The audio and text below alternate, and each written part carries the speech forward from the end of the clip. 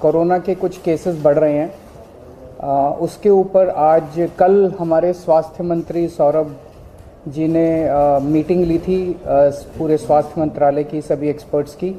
आज मैंने उसके ऊपर मीटिंग ली। पूरे देश भर का अगर हम देखें तो सेंट्रल गवर्नमेंट ने लगभग 2 हफ्ते पहले 6 स्टेट्स आइडेंटिफाई किए थे जिसमें कोरोना ज़्यादा बढ़ रहा है। वो थे गुजरात, महाराष्ट्र, केरला, कर्नाटका, तमिलनाडु और तेलंगाना। उसमें दिल्ली नहीं था। तो उन 6 स्टेट्स में कोरोना ज़्यादा बढ़ रहा है, उनको स्पेशल हिदायतें दी गई थी, भाई आप थोड़ा सा ध्यान रखिए। लेकिन हमने अपनी तरफ से, क्योंकि दिल्ली में अगर हम देखें तो 15 मार्च को लगभग 42 केस थे जो डेली केसेस आते हैं, ये बढ़ के 15 दिन के अंदर 30 मार्च को 295 केस हो गए। तो ये सडन जंप जो है, ये थोड़ा सा पहले ही हमने इसको समझने की कोशिश की है कि ये क्यों बढ़ रहा है। तो 30 मार्च को कल की डेट में 295 केस थे। एक्टिव केसेस अभी तक के हो गए हैं 932 और टोटल टेस्ट्स जो हमने कल किए थे वो थे 2363। वैसे अभी कोई चिंता की बात नहीं है, 295 केस है, लेकिन हम समय रहते जो भी स्टेप्स उठाने की ज़रूरत है वो उठा रहे हैं। अभी तक टोटल 3 डेथ्स हुई हैं, उनमें 2 डेथ्स परसों हुई थी और 1 डेथ और 4-5 दिन पहले हुई थी। ये तीनों डेथ्स वो हैं जिसमें साइड डिजीज़ कोमॉर्बिडिटी जो है वो बहुत सीवियर थी तीनों केसेस में। तो ऐसा अनुमान है कि डेथ कोमॉर्बिडिटी की वजह से हुई है और शायद कोरोना इंसिडेंटल था, पर ये कहा नहीं जा सकता। तो जैसे एक केस है जिसमें किडनी का ट्रांसप्लांट हुआ था, वो 2-3 महीने से हॉस्पिटल में एडमिट था और उसकी डेथ हो गई। तो ये कहना कि वो कोरोना से डेथ हो गई, ये थोड़ा शायद गलत होगा, लेकिन ये फैक्ट है कि 3 केसेस ऐसी डेथ हुई है जिनको कोरोना था। इन 3 में से 2 दिल्ली के बाहर के रहने वाले थे। अभी इस वक्त जितने भी हमारे केसेस पॉजिटिव आते हैं, 100% केसेस की हम जीनोम सीक्वेंसिंग करा रहे हैं। उसका हमारा मकसद ये है कि अगर कोई भी नया वेरिएंट अगर निकल के आए तो हमारे को पहले से पता चल जाए कि कहीं कोई चिंता का विषय तो नहीं है। तो 100% केसेस की जीनोम सीक्वेंसिंग करा रहे हैं। इस वक्त जो सबसे प्रिडोमिनेंट वेरिएंट आ रहा है वो है XBB.1.16। लगभग 48% केसेस में ये वाला वेरिएंट है और जो बाकी भी हैं उनमें भी इसी वेरिएंट के कुछ सब वेरिएंट्स हैं। इस वेरिएंट की 3 क्वालिटीज़ हैं। ये वायरल बहुत तेज़ी से हो रहा है, बहुत तेज़ी से फैल रहा है, लेकिन ये सीवियर नहीं है बिल्कुल भी। ना तो इसमें कोई तेज़ सिम्टम्स हैं और ना ही इसमें ज़्यादा हॉस्पिटलाइजेशन की ज़रूरत है और ना ही इसमें डेथ्स की ज़्यादा चिंता है। तो सीवियरिटी इसकी कम है।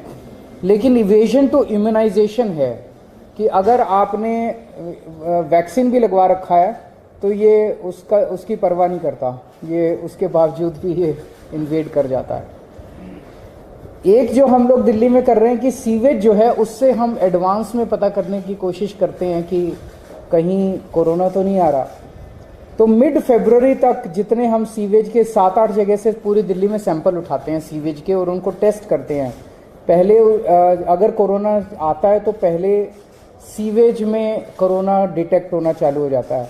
मिड फरवरी तक 0 कम्प्लीटली पूरे दिल्ली में नेगेटिव था।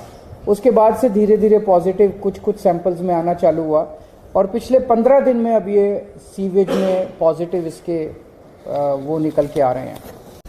हमारी इसको लेके पूरी तैयारी है। वैसे तो कोई भी चिंता करने की ज़रूरत नहीं है, बहुत कम अभी केसेस हैं और कोई सीवियरिटी भी नहीं है, लेकिन तैयारियों को देखते हुए हमारी 7,986 बेड्स हमारे अभी तैयार हैं कोरोना के लिए। इसमें ऑक्सीजन वाले बेड्स भी हैं, इसमें वेंटिलेटर बेड्स भी हैं, इसमें आईसीयू भी हैं। 7,986 बेड्स हैं जिसमें से 66 बेड्स केवल ऑक्यूपाइड हैं। 66 RT-PCR के टेस्ट करने की हमारे पास सफिशिएंट क्षमता है। लगभग 4,000 टेस्ट हम सरकारी लैब्स में करने के लिए हमारे पास क्षमता है और प्राइवेट लैब्स में तो 1 लाख से ज़्यादा टेस्ट पर डे करने की क्षमता है। वैक्सीन भी बहुत अच्छा परफॉर्मेंस अभी तक रहा, नेशनल एवरेज से ज़्यादा अच्छा रहा। 18 प्लस की कैटेगरी में तो लगभग सबको वैक्सीन लग चुकी है, और 18 से निचली उसमें आए तो फर्स्ट डोज सबको लग चुकी है, सेकेंड डोज भी 85% के लगभग लोगों को लग चुकी है। हमारे पास सफिशिएंट एम्बुलेंस है, सफिशिएंट ऑक्सीजन अवेलेबल है, सफिशिएंट ऑक्सीजन स्टोरेज की कैपेसिटी है। 26 मार्च को हम लोगों ने 38 सरकारी दिल्ली सरकार के हॉस्पिटल्स की खुद ब खुद एक मॉक ड्रिल की थी कि बाई चांस अगर हो जाए तो, और इसमें जितने मान लीजिए कोई इक्विपमेंट काम नहीं कर रहा था, ऑक्सीजन वाली अवेलेबल है नहीं है, वैक्सीनेशन, सारी चीज़ों की एक से ट्रायल करके देखा था कि सारी चीज़ें काम कर रही है कि नहीं कर रही। अब केंद्र सरकार के निर्देश आए हैं, 10 और 11 अप्रैल को एक बारी सारे सरकारी और प्राइवेट हॉस्पिटल्स की मॉक ड्रिल की जाएगी। इसके ऊपर दिल्ली सरकार एक कैंपेन चलाएगी, अब एक मीडिया कैंपेन चलाया जाएगा लोगों को कोरोना के बारे में जागरूक करने के लिए और एहतियात बरतने के लिए कि कोविड अप्रोप्रिएट बिहेवियर फॉलो किया जाए। एयरपोर्ट के ऊपर 2% के लगभग पैसेंजर्स को रैंडम टेस्टिंग की जा रही है, और जितने भी दिल्ली सरकार के हॉस्पिटल्स हैं सबको बोल दिया गया है कि आइसोलेशन वार्ड्स कोरोना पेशेंट्स के लिए रखे हैं।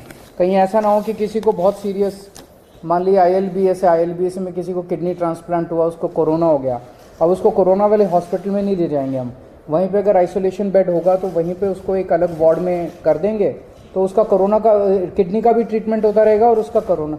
तो हर अस्पताल के अंदर एक आइसोलेशन वार्ड की तैयारी की गई है। जितने सारी केसेस हैं एक्यूट रेस्पिरेटरी डिजीज़ वाले, उनमें जैसे ही मरीज एंटर करता है हॉस्पिटल में उसको तुरंत मास्क दे दिया जाता है, उनको 100% उनके टेस्ट किए जा रहे हैं। और जितने इन्फ्लुएंजा वाले लाइक सिम्टम्स वाले पेशेंट्स हैं उनको 5% उनके रैंडम टेस्ट किए जा रहे हैं। तो ओवरऑल दिल्ली में लोगों को घबराने की ज़रूरत नहीं है, सरकार पूरी तरह से नज़र रखे हुए है और सरकार पूरी तरह से किसी भी इवेंचुअलिटी को फेस करने के लिए तैयार है।